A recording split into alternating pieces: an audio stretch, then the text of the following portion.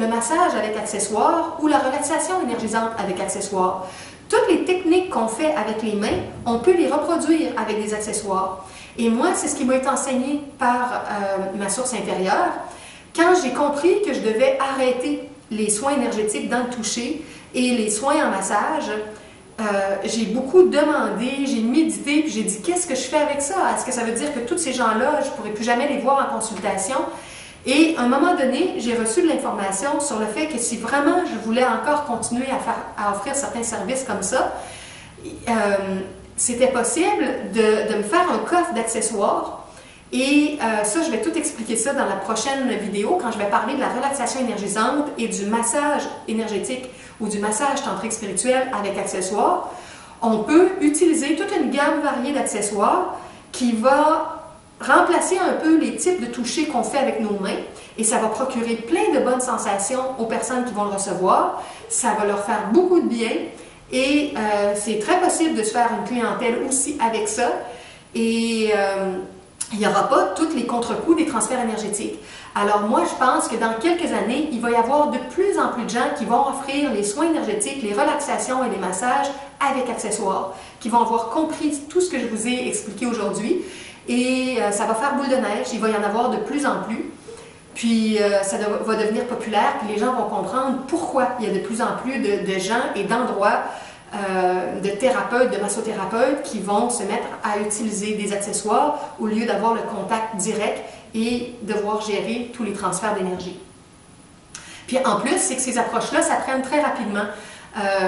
On peut faire un très bon soin d'énergie en relaxation énergisante ou en massage avec accessoires et on n'a pas besoin d'avoir 1000 heures de formation. C'est une technique assez simple et qui est très très bonne à recevoir. Donc ça c'est l'autre avantage, c'est peu dispendieux, ça prend peu de temps et si vous avez le goût d'offrir des soins comme ça, du massage, vous pouvez le faire très rapidement.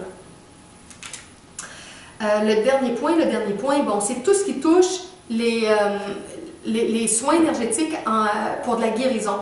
J'ai parlé du massage, j'ai parlé des transferts d'énergie, j'ai parlé des soins de différentes façons, mais il y a un élément dont je ne vous ai pas parlé et je voudrais terminer avec ça. C'est que plusieurs personnes ont le rêve de devenir des guérisseurs ou quand les gens viennent auprès d'eux, par le soin qu'ils leur offrent, qu'on appelle ça polarité, reconnexion, reiki, guérison divine. Il y a toutes sortes de noms, mais les gens vont imposer les mains, vont laisser passer l'énergie divine et s'ils sont assez bien centrés, il y a un débit d'énergie assez fort qui va passer. Puis souvent même les gens vont être à distance, ils peuvent même être à distance de leur maison avec l'autre personne dans sa maison. Ce que je veux dire, c'est qu'il y a beaucoup de guérisseurs qui n'ont pas conscience encore qu'en faisant ça, souvent, on se trouve à faire un peu le devoir de nos étudiants. Imaginez que vous êtes parent, que votre enfant vient vous voir, comme moi, ma fille est en 6e année, puis que votre enfant a de la difficulté à faire son devoir de français ou de mathématiques. Puis là, vous dites, ah ouais, c'est vrai, hein, tu trouves ça difficile, puis tu trouves ça plate, puis tu te sens mal, hein? Bon, ok, donne-moi ça, je vais te le faire. Puis tu y fais, parce que tu es capable, puis tu le sais, puis tu es en bonne énergie, tu fais son devoir de français, de mathématiques. L'enfant, il va avoir tout bon quand il va arriver à l'école. Mais est-ce qu'il va avoir appris ses règles de mathématiques ou de français? Non. Est-ce qu'il va falloir qu'il les réapprenne à un moment donné? Oui, parce qu'il ne les a pas apprises.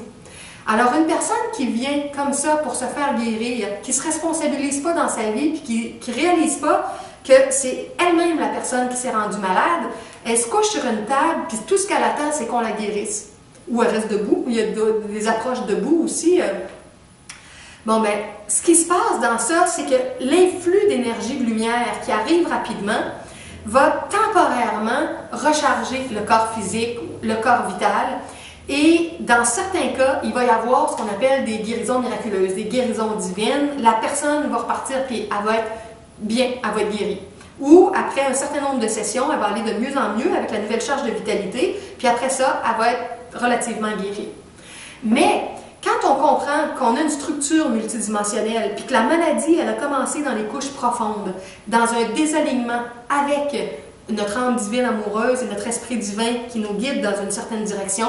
Notre âme humaine, elle peut décider de choisir quelque chose qui va contre le plan d'amour et d'intelligence universelle. La volonté va se déployer à l'encontre du plan intelligent et amoureux. La pensée, l'émotivité, la vitalité ou la sexualité et les réactivités physiques. C'est une séquence énergétique et quand on se désaxe, quand on se désaligne, l'énergie de lumière ne peut plus passer de la même façon, elle ne peut plus nous vitaliser de la même façon. Ça crée des blocages, ça crée des tensions, ça nous rend malades de différentes façons. Mais la maladie a toujours commencé dans les corps subtils. Alors le guérisseur, quand lui, il vient infuser de la lumière et guérir le corps physique ou le corps éthérique, il donne un boost à la personne, il lui donne un temps où elle va aller mieux, mais si la personne n'identifie pas qu'est-ce qui l'avait rendu comme ça va revenir. Si c'était un processus très très lent qui a pris des années, c'est possible que la personne reste guérie toute sa vie, mais les racines sont encore là, ils n'ont pas encore été identifiées. Donc, dans la prochaine incarnation, ça va revenir. Le malaise ou la maladie que la personne avait, il va se remanifester dans l'incarnation suivante. Des fois, ça va se manifester dans la même incarnation quelques années plus tard, après 2 ans. Moi, par exemple, je parle d'un miel sur mon site qui parle de toutes sortes d'approches de guérison. Mon site everyoneWeb.fr/la santé limitée. Il y a plein d'approches pour se guérir. Et il y a un miel très énergisé qui est très bon pour vitaliser les gens et qui a produit des différents types de guérisons exceptionnelles. Mais on a réalisé qu'après 2 ou 3 ans, les gens recommençaient à avoir certains symptômes parce que le corps s'est habitué à la nouvelle vibration et ce qui était au niveau des causes profondes, l'énergie a recontinué à se processer puis à s'identifier et les gens retrouvaient des problèmes qu'ils avaient avant. Alors, si on ne les trouve pas, puis si on les modifie pas, les causes, ils vont recréer des problèmes. Alors, en plus de faire le devoir des gens au lieu de leur apprendre à faire leur devoir, on peut parfois s'attirer une forme de karma. C'est comme si en profondeur, on n'aide pas vraiment, puis on peut comme nuire au processus d'une personne, parce que si on lui enlève son système d'alarme, sa douleur, qui fait que parce qu'elle a mal, c'est le signe qu'il y a quelque chose où elle s'est décentrée, désalignée, qu'elle n'est plus en train de recevoir l'énergie de son âme divine puis de son esprit divin, cette personne-là, si on lui enlève son mal et sa souffrance, quand elle repart chez elle puis qu'elle se sent toute guérie, pensez-vous qu'elle va s'asseoir sur son divan puis qu'elle va chercher qu'est-ce qui ne va pas, c'est quoi qui se passe dans mes émotions, c'est quoi qui se passe dans ma pensée, dans ma vie spirituelle, dans ma vie sexuelle? La personne, elle ne pensera plus à ça. Elle a l'impression que tout est réglé, tout va bien. La médecine conventionnelle, parfois, fait un peu la même chose avec la chirurgie. On enlève une tumeur, on enlève un kyste, on enlève des fibromes, on enlève des parties physiques, mais les parties physiques ont été enlevées, mais la cause n'a pas été enlevée. Moi, je connais une personne très très proche de moi qui a eu toute sa vie des très grandes douleurs menstruelles, puis on ne savait pas d'où ça venait, des douleurs depuis très jeune. Et certaines situations de couple très difficiles, de séparation souffrante, tout ça, des fibromes qui sont apparus, non pas un cancer, mais juste des fibromes, et finalement, hystérectomie. Toute la partie de l'utérus a été a reçu une chirurgie profonde pour enlever les fibromes. Alors, et cette personne-là, maintenant, a le sentiment que c'est bien, c'est correct, c'est guéri, le problème est réglé. Mais il n'est pas réglé. Les causes derrière ça, elles sont encore là. Donc, dans le champ d'énergie, ça pousse encore. Et ça va faire en sorte que dans la prochaine incarnation, cette âme-là va avoir encore dans sa structure énergétique une énergie qui va pousser, puis que là, peut-être que ça sera un cancer beaucoup plus tôt qui va apparaître parce que la charge va être encore plus forte si elle n'a pas été travaillée. Et moi, ce que je pressens, je n'ai pas le détail de l'âme de cette personne-là, mais ce que je crois, c'est qu'il y avait dans une incarnation passée un parcours semblable, une vie affective qui a été difficile, une relation de couple qui a dû être souffrante, des douleurs, un mal à l'utérus, au ventre, tout ça, et qui a dû avoir encore une fois des problèmes, mais qui n'ont pas été réglés. Ce qui a fait que quand elle s'est incarnée, très très jeune, elle avait déjà mal.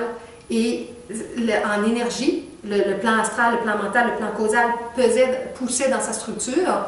Et une fois de plus, ça n'a pas été réglé. Et là, c'est la chirurgie qui est venue le régler. C'est bon de savoir que quand on désincarne, il y a comme un atome germe qu'on appelle qui fait un enregistrement de la mémoire de tout le corps. Et c'est aussi pour ça que, dans ma perception, tout ce qui est transfert d'organes, on ne devrait pas le faire parce que ça prend plusieurs heures pour que toute notre mémoire énergétique enregistre tout ce qui se passe dans notre corps. Et quand on mutile le corps dans les dernières heures, les enregistrements ne se font pas bien, puis ça peut créer des séquelles pour la prochaine incarnation. Alors, il y a très peu de gens qui savent ces choses-là, puis qui font confiance à la science moderne, qui est une science unidirectionnelle, qui n'est pas du tout multidimensionnelle. Tous ces jeux-là de transfert d'énergie, d'organes, de tout ça, éventuellement, dans une société spirituelle, ça va disparaître parce que les gens vont apprendre à s'occuper de leur structure. Puis si les gens n'arrivent pas à régénérer eux-mêmes leur structure, c'est normal qu'ils désincarnent puis qu'ils continuent dans la prochaine incarnation à faire leurs apprentissages. Mais quand on essaye de faire toutes sortes de transferts d'énergie et d'organes, on bousille nos propres structures énergétiques, supposément pour aider d'autres personnes. Ça a des conséquences multiples à toutes sortes de niveaux. Alors, au moment où on désincarne, pendant X heures, il y a tout un enregistrement, un petit peu comme avec votre ordinateur. L'ordinateur, quand on ferme un programme, il y a un certain temps pour qu'il se ferme comme il faut puis qu'il enregistre tout. Mais s'il y a une panne d'ordinateur puis qu'il est fermé tout d'un coup, qu'on débranche le fil, puis que l'enregistrement c'est pas bien fait, il va manquer des données. Au moment de la mort, c'est la même chose. Quand le corps physique, quand le cordon d'argent qui relie les corps subtils jusqu'au corps physique et au corps éthérique, quand ce cordon-là est coupé, il y a un processus d'enregistrement assez lent qui se fait. Et donc, il va y avoir une trace de tout ce qu'il y a dans nos corps d'énergie, puis de ce qu'il y a aussi dans notre structure astrale, mentale, causale. Et au moment où on va dans l'au-delà, on amène tout ça, tout ce bagage-là, et quand on reviendra s'incarner, cette structure-là va se redéployer. Et c'est pour ça aussi qu'il y a comme un atome germe pour la structure physique, qui va avoir des ressemblances au niveau du physique. La grandeur peut changer un peu, la grosseur, la couleur des yeux, des cheveux, mais il y a certains traits physionomiques qui restent à cause de l'atome germe. Ça va être contrebalancé aussi par les géniteurs, le père et la mère, une forme de génétique, mais ça reste quand même. Il y a une base qui reste et qui va donner l'empreinte du prochain corps physique. Alors, s'occuper de nous en énergie subtile, c'est très très profond, ça va très loin. J'aimerais vous donner aussi en terminant un exemple de tous les problèmes avec la guérison des autres, un témoignage que j'ai lu récemment et que j'ai beaucoup aimé parce qu'il allait dans le sens de tout ce que je comprends et que très peu de gens comprennent actuellement dans notre société. C'est le témoignage de Tammy Marché, qui est une femme spirituelle qui vit aux États-Unis, qui est la compagne d'un homme spirituel. On dit que que lui, c'est un grand maître spirituel et elle, c'est une grande femme maître spirituelle, une des plus hautes initiées qu'on dit à notre époque sur la Terre. Ce couple-là enseigne des enseignements qui viennent du courant Dunami ou Dunami. Si on dit du ou dou, en tout cas moi je dis habituellement Dunami, c'est dunami.org, dhunami.org je pense, si je me souviens bien. Je le mettrai dans les liens sous la vidéo. Ce courant-là, pour ceux qui en ont déjà entendu parler, c'était il y a plusieurs années le courant Ekankar avec Paul Twitchell, qui est devenu avec Darwin Gross, son successeur, le courant Atom. Atom, A-T-O-M, pour Ancient Teaching of the Masters, donc les grands maîtres, la lignée des grands maîtres. Et par la suite, Paul Marché est devenu le successeur de Darwin Gross. Et Paul Marché, lui, le nom qui chapeaute tout ça, c'est Dunami. Et les noms ont dû être changés parce qu'il y a eu une coupure dans l'affiliation avec Harold Klemp, qui s'est un peu emparé de certains enseignements. En tout cas, il y a différentes façons de voir ça. Et il y avait des droits sur les noms, sur les livres, tout ça. Donc, le courant original est encore, a comme pris une déviation.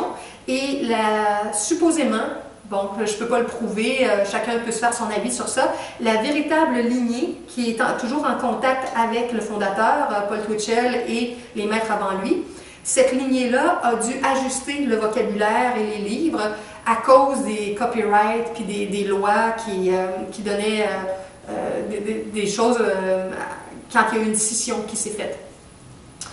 Bon, vous allez retrouver entre autres un petit résumé de ça dans la section des livres gratuits sur mon site, le Jardin d'Éden moderne. Ça, c'est mon site où tout ce qui est annoncé, c'est toutes des choses qui sont gratuites partout, sur le web ou dans la vie courante. Et ça, c'est le site everyoneWeb.fr// le Jardin d'Éden. Est-ce qu'il y a un le? Je ne suis pas sûre qu'il y a le. Je ne sais pas si c'est Jardin d'Éden ou le Jardin d'Éden. Il me semble que c'est le Jardin d'Éden. Je marquerai le nom en dessous de la vidéo. Si j'y pense, parce que parfois, quand je suis rendue à l'envoyer sur YouTube, j'oublie certaines informations. Alors, il y a un petit résumé qui est là, il y a les liens web, et donc Tammy, qui est cette belle jeune femme-là, qui a une trentaine d'années, qui a tout un bagage spirituel, sur le site dunami.org, il y a des petits bulletins de nouvelles, des petites informations, puis il y en a un, je ne me souviens pas lequel, où Tammy parle de sa vie passée, alors qu'elle était dans le corps d'un homme, Thomas quelque chose, je pense, je ne me souviens pas de son nom exact, elle a un nom proche, là, Tammy en tant que femme, Thomas dans l'autre, et elle expliquait qu'elle avait été un grand guérisseur et qu'elle, naturellement, elle était dans un chemin spirituel depuis très longtemps, puis qu'elle a fait beaucoup de guérisons. Elle dit qu'elle a eu beaucoup de karma relié à ça, quand elle a compris plus, en s'éveillant plus, parce qu'elle avait fait le devoir de ses étudiants. Et quand elle s'est réincarnée, elle a eu certaines maladies à passer à travers très jeune, parce que c'était un karma de son ancienne incarnation. Puis elle a dû comprendre, avec son parcours, que ce qui est vraiment sage, c'est d'apprendre aux gens à se guérir.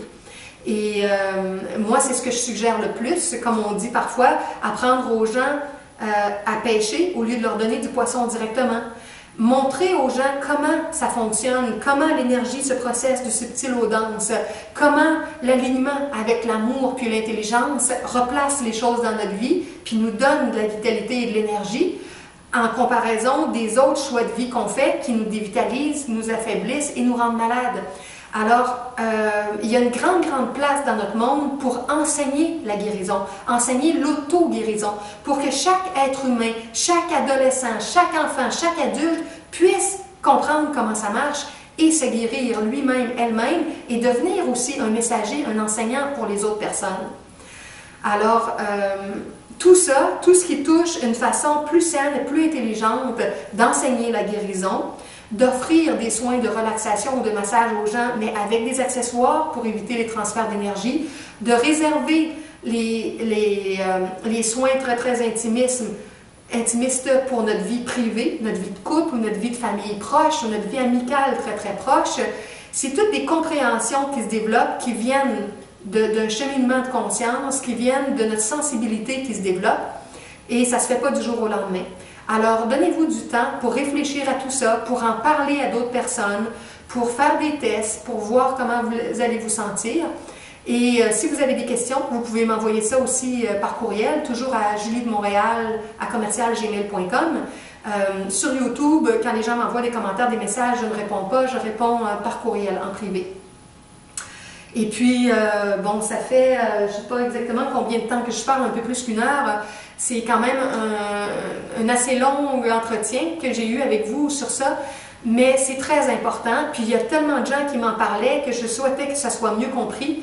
Alors, je vous souhaite des belles compréhensions, des belles découvertes, un beau voyage d'exploration et au plaisir de vous accueillir prochainement, soit en privé, soit en groupe, dans les ateliers de relaxation énergisante où vous pourrez faire l'expérience, voir comment ça se passe et apprendre tout ça et le pratiquer avec d'autres personnes.